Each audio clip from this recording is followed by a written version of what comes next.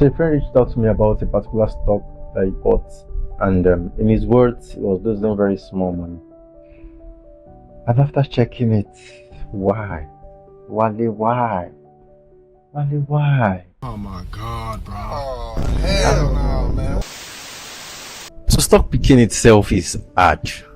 I've been there, I've tried that, and I can tell you plainly, picking the next big winner is very hard.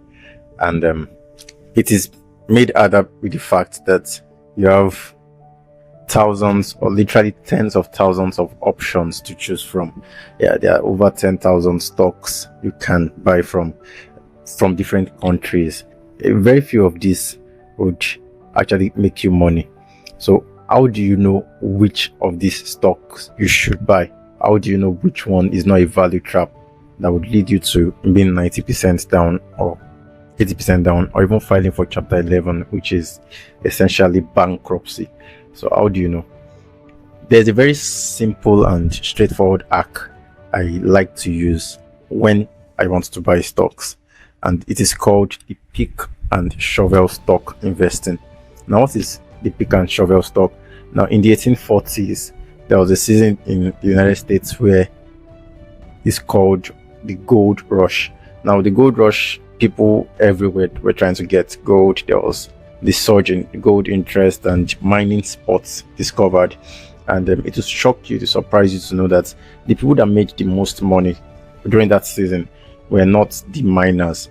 You would expect that the people that found the gold were the people that would, or the people that searched for the gold were the people that would make the most money.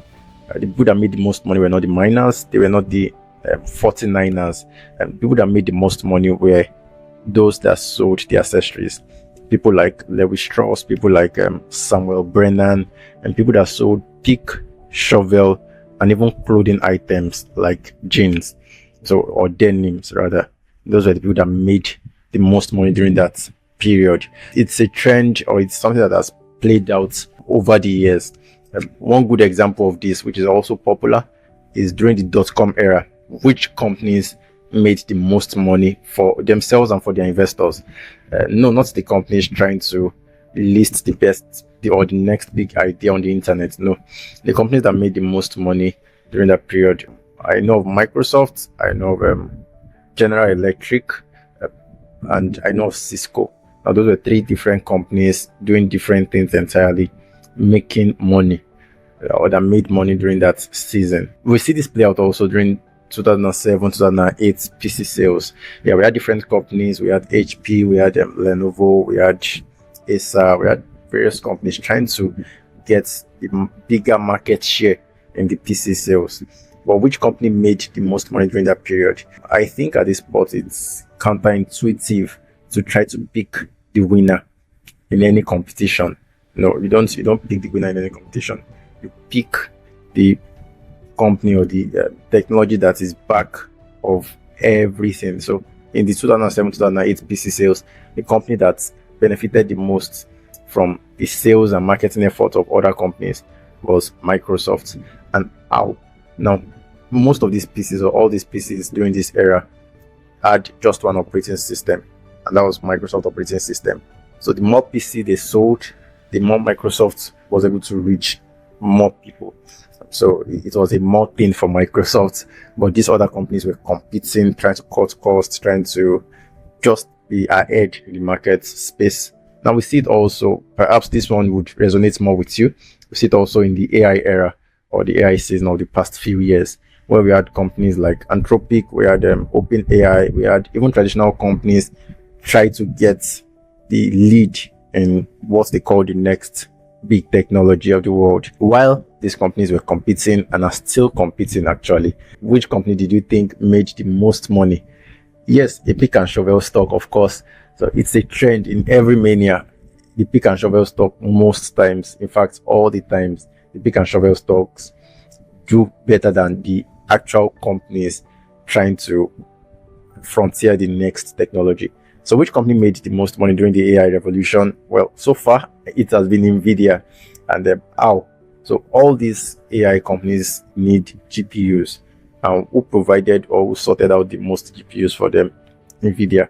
Now we see a trend where companies are now pivoting into making GPUs. We see companies like Alibaba having their own data center and stuff like that. So who would benefit the most from this? That's left for you to find out. Yeah, so in every trend, in every frenzy, in every mania, it is very important so that you don't become like Wally, my friend. It's very important to look for the pick and shovel stocks. Don't buy stocks because you have this gut feeling. Yeah, gut feeling is very important when investing in stocks. But beyond gut feeling, don't base your decision on gut feeling. Try to first position yourself if you're a newbie from the point of getting the pick and shovel stocks. If you don't have that much or that large database of stocks you can access or stocks you can look into, to research into, try to think. Like I usually say, most of stock investing is two things. So we have conviction and we have patience. You can't supersede one over the other. One does not supersede the other. One is not more important than the other. So try to get your conviction, research which technology is back of these things, and the patience part. Invest and wait after you've done your research. So if you like this video, don't forget to like, subscribe, and turn on notification.